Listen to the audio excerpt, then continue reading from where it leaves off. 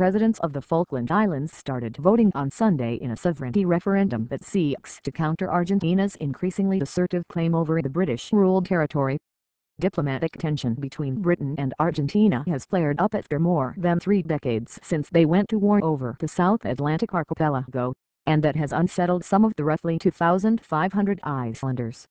With patriotic feelings running high, Falklands-born and long-term residents will cast ballots in the two-day referendum in which they will be asked whether they want to stay British overseas territory. Officials are expected to announce the result at about 8 p.m. after polls close on Monday. An overwhelming yes vote is likely, prompting Argentina to dismiss the referendum as a meaningless publicity stunt. A high turnout is expected, however, as Icelanders embrace it as a chance to make their voices heard. We hope the undecideds, or the uninformed, or those countries that might otherwise be prepared to give the nod to Argentina's sovereignty claim might have pause for thought after the referendum, said John Fowler, deputy editor of the island's weekly newspaper, The Penguin News. This is an attempt to say, hang on a minute, there's another side to the story. People queued to vote at the town hall in the quiet island capital of Stanley, where referendum posters bearing the slogan "Our Islands, Our Choice" adorned front windows. The post office produced a line of official stamps to mark the occasion. In distant islands and far-flung sheep farms, ballot papers were being flown and driven in by mobile polling stations. For me, this referendum is extremely important because I have no wish to be part of Argentina, said Rob McGill, 67, who runs a guest house in isolated Carcass Island and voted by post. I consider myself a Falkland Islander, but my ancestors came from Britain, he said. Fiery remarks. Some Icelanders are the descendants of British settlers who arrived 8 or 9 generations ago, and the Falklands retain an unmistakably British character despite a sizable community of immigrants from Chile and St. Helena. Residents say fiery remarks by Argentine President Cristina Fernández and her Foreign Minister, Hector Timerman, have galvanized patriotic sentiment on the islands, which lie nearly 8,000 miles from London and just a 75-minute flight away from southern Argentina.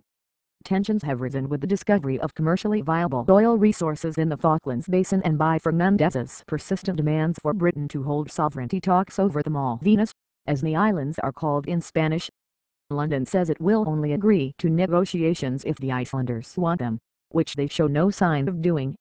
Timerman said last month the referendum had the spirit of a public relations campaign and the Foreign Ministry accused Britain of pursuing irresponsible initiatives in bad faith.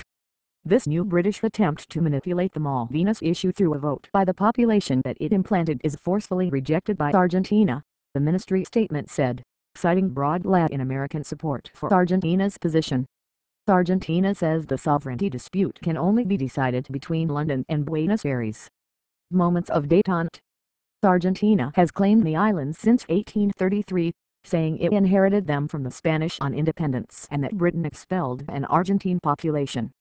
The sovereignty claim is a constant in Argentine foreign policy, but there have been moments of détente since former dictator Leopoldo Galtieri sent troops to land in the Falklands in April 1982, drawing the swift response from former British Prime Minister Margaret Thatcher.